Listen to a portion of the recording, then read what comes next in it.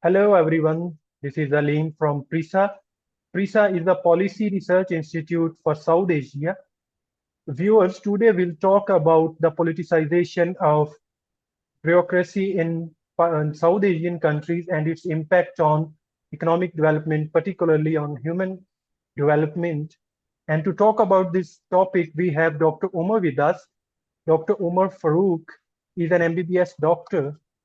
After studying medicine, he joined Pakistan Civil Services, where he worked over 2 decades for Pakistan Audit Department, and he has MS in Human Resource Management from Cornell University, Purdue University, USA, and he is currently working as consultant to Global BIC Global UK and a senior advisor to Parisa. Welcome, Dr. Umar. Thank you for being with us. Thank you very much. Sir, I was reading your well-researched piece about the politicization of South Asian bureaucracy, in which you have very well pointed out that the weak institutions lead to weak performance and implementation of public policy. And you have singled out that the politicization of bureaucracy is the main culprit behind this. So I'll ask you, please help us understand what politicization is and how does it affect the development, please. Thank you, Naeem. First of all, I do not assert, I do not think that politicization of bureaucracy is the main factor behind the poor performance of the countries in South Asia. It is not the main factor. Okay. The point behind identifying this factor is that this factor is a recurring theme all across South Asia.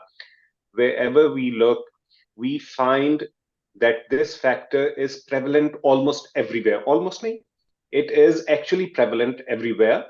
So I can't say whether this is the single most important factor behind poor performance of South Asian countries on human development. I can't say that, but it is a factor which is resonating throughout the region. So now to your question, G, yes. Okay. Okay. Yes, this is a common factor. Okay. Okay. Thank you. Now, what is meant by politicization of bureaucracy? Before understanding what is meant by politicization of bureaucracy, we need to have an understanding of the concept of separation of powers between state institutions. We know there are three state institutions: the parliament, which is the legislature, the executive, of which bureaucracy is a part, the executive, and then the judiciary. The notion of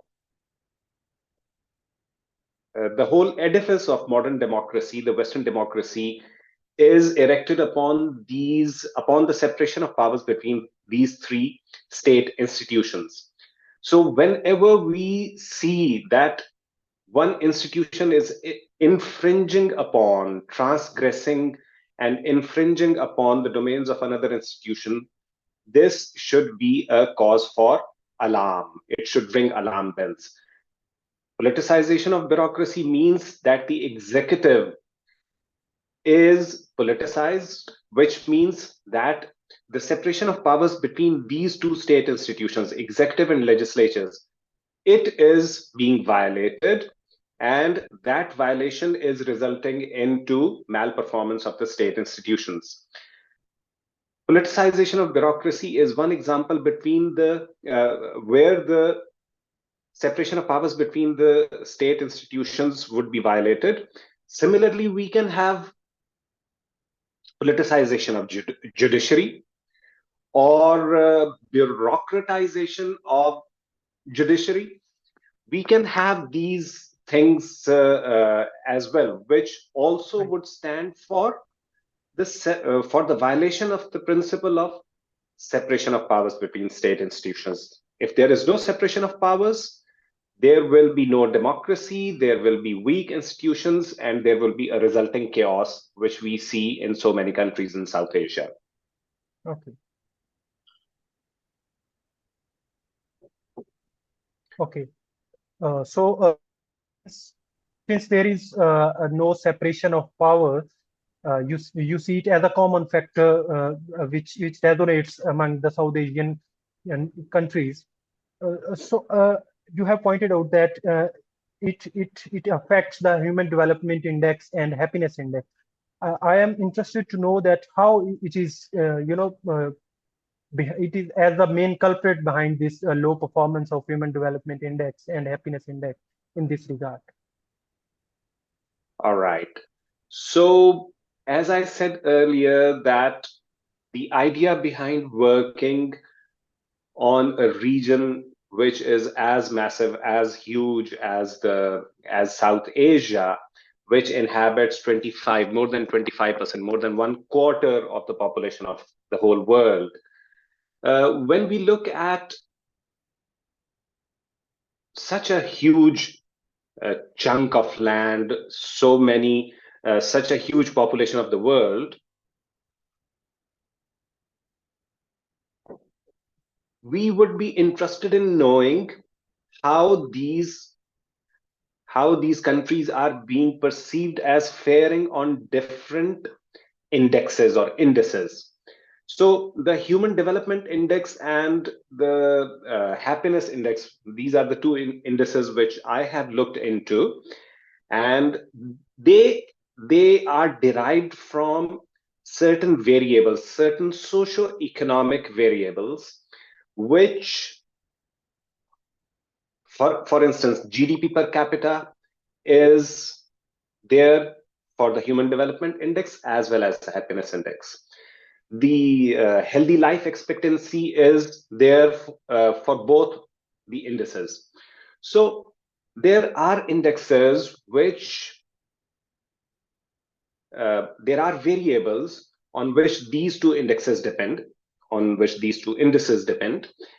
those variables are directly related to how a person feels like in a particular country. Is he happy? Does he see prospects of development? Would he be comfortable if some disease visits his household or family?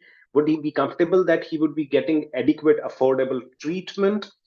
These are the variables which these indicators look into.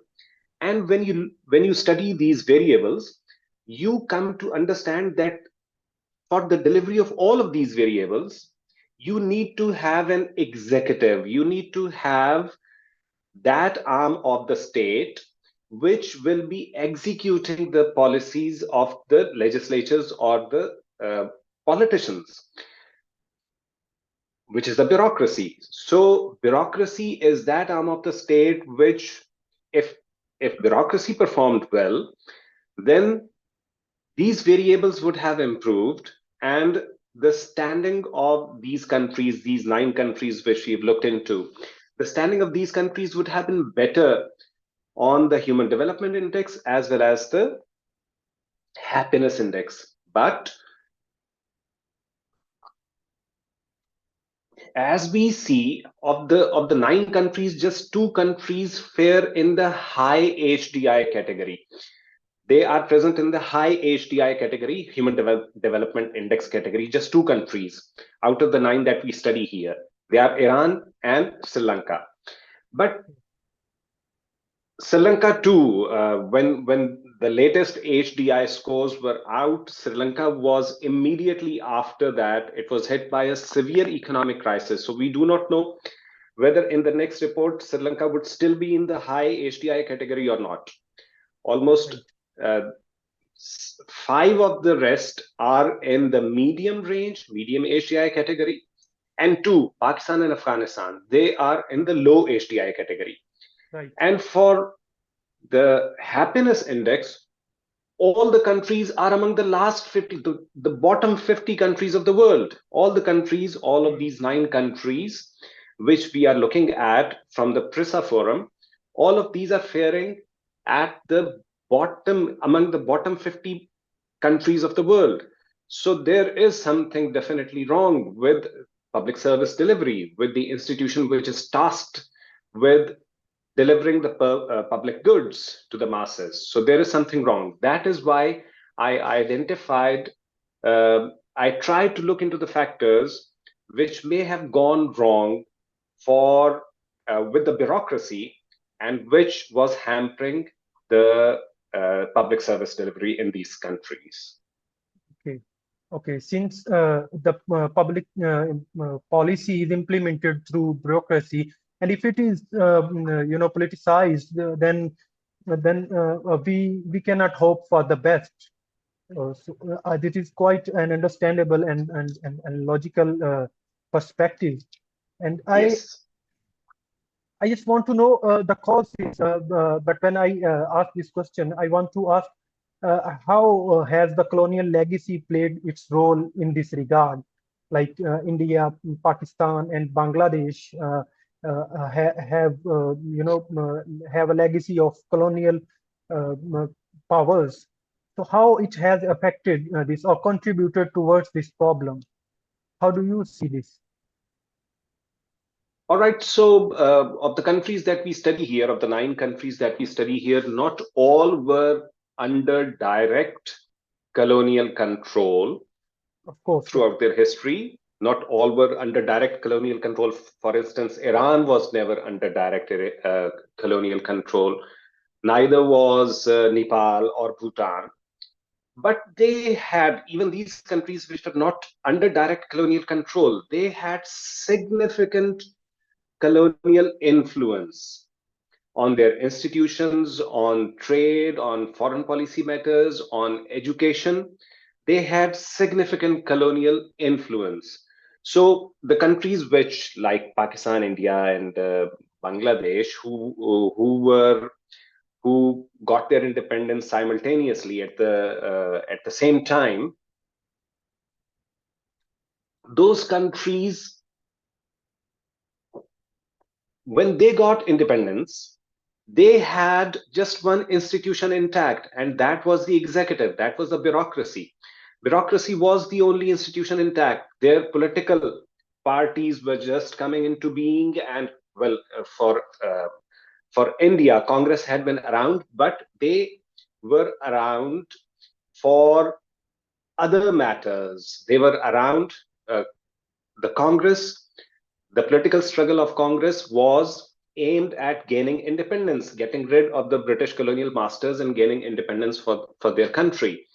They were still not groomed and trained in the art of running a country. So we see that the political institution wasn't there. Uh, the armed forces institution wasn't as developed or mature. It was only the bureaucracy which was intact and which was developed. And that bureaucracy was steeped, it was groomed, it was nurtured in a tradition, in a legacy of loyalty to the crown. They did not have, they did not espouse the principle of loyalty to the masses. They never they never believed that they were servants, which all the rules, which all the civil service rules in all the countries called them.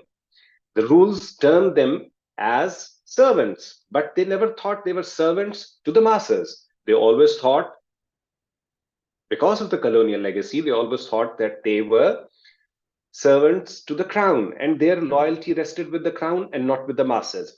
So this, well, yet again, I would emphasize that we are not going to say that this is what has resulted in the politicization of bureaucracy all across But this the is a 9 countries factor. that we are citing. But this is an important factor.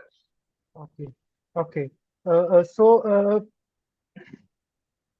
I was. It is an interesting point that I came across in your research that says the ultra right populism in ultranational populism in the rise of ultranational populism in India also contributed towards the politicization of bureaucracy. So how it is happening there, or it has happened there. So, what are the lessons? One more little supplementary question, if I am allowed. Yeah, Uh, please. there is a populism, certain sort of populism in Pakistan on rise. So, what lessons can Pakistan learn in this regard? So far as this piece of writing is concerned, about which we are talking right now, the only lesson to be learned here is that do not trifle with, uh, do not politicize the bureaucracy. The only lesson that we need to learn here is all the countries that politicization of bureaucracy renders the bureaucracy inefficient and prone to corruption. So that is the lesson which we all the seven, all the nine countries need to learn, that bureaucracy should be independent and there should be a clear-cut separation of powers between the bureaucracy and other state institutions. Well, there is a proviso here that in parliamentary form of democracy, as opposed to the presidential form of democracy, in the parliamentary form, there is always a gray area because the political masters are also uh, the prime minister is also the head of the executive. So he's the head of the executive as well as the head of the legislature. So there will always be a gray area. There will always be a certain degree of politicization of bureaucracy, but we have to keep it under check. That is the lesson that we need to learn, that the politicization of bureaucracy does not exceed the permissible limit. So, to your question, what is happening in India? It is, as I've already said, that Indian civil service that is a direct descendant of the British civil service, and they had the same notions of loyalty to the crown, to the Crown. queen, or to the king. Yeah, as opposed to the loyalty to the masses. They had that issue always. But whenever there is a nationalist or an ultranationalist party in government, there becomes a pervasive culture that you have to be as nationalist as the political masters, and you have to act. So the culture is already there. But what happened here in particular was that the union government in India, they issued orders that the senior civil servants or even the mid-tier civil servants, bureaucrats, they had to act as Rath Prabharis, which means they had to act as propagandists for the government. They had to project the achievements, and this happened in the election Right, year last year, 2023. This happened. right, right. This notification came out in 2023, and it was an election year. Well, the counter argument can be that the political mass, if the civil servants are servants to the political masters, what problem do they have if the political masters ask them to act as their political propagandists? What problem should they have? The problem is that the civil servant rules or the rules of business for any particular service clearly tell you what is expected of a bureaucrat to do. What should a bureaucrat be doing? That is clearly laid down. And any orders in addition to or apart from those laid down rules of business, they would adversely affect the performance of bureaucracy. So the bottom line will always be that there is the idea behind a good performing bureaucracy is that the social services, the public sector is going to benefit, the social services are going to benefit, and people will have better public service delivery. So that is the issue. that with the rise of the recent rise of ultranationalism in India, the bureaucracy has yet again suffered. Okay, this is quite an interesting perspective, and it needs a lot of time to explore. Since we have very little time left, I'll ask one last question. That if this process continues, what are the risks you see, and what reform do you suggest, or immediate reform do you suggest that these countries should take into account? Otherwise, there will be Okay. a lot of Aleem, I am writing another piece which will deliberate upon the suggestions, the reforms which need to be taken to counter this issue of politicization of bureaucracy.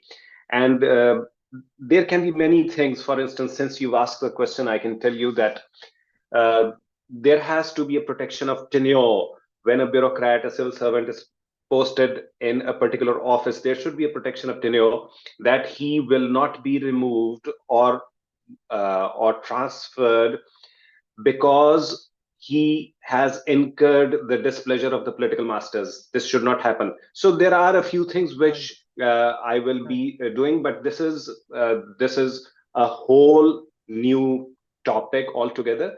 I will come to the other part of your question, which says what risks will it carry? The risks are simple. Bureaucracy stands on the principles of they are the Nolan principles, NOLAN, the Nolan Committee principles, and they are selflessness, integrity, objectivity, accountability, openness, honesty, and leadership. These principles, there there would be no selflessness if he is committing or avowing his allegiance or loyalty to the political masters. There would be no selflessness. He would not be selflessly delivering for the masses. So these principles will be violated, and there would be adverse public service delivery. And the most important of all, where I started the whole discussion, the whole principle, the whole edifice of democracy will stand to suffer because there will be a violation or a blurring of the separation of powers between Oh, the state institutions. okay. Thank you very much, sir. It was Most welcome. a well-researched talk, and a lot of things there are yet to be explored. And That is but true. uh, and I again thank you, and I thank the viewers. So I'll see you next time with the next guest and a next topic. And I hope we will ask Dr. Umar again to give us some time so that we can explore this topic in more depth. But until then, thank you very much, and Allah Hafiz. Thank you. Allah Hafiz.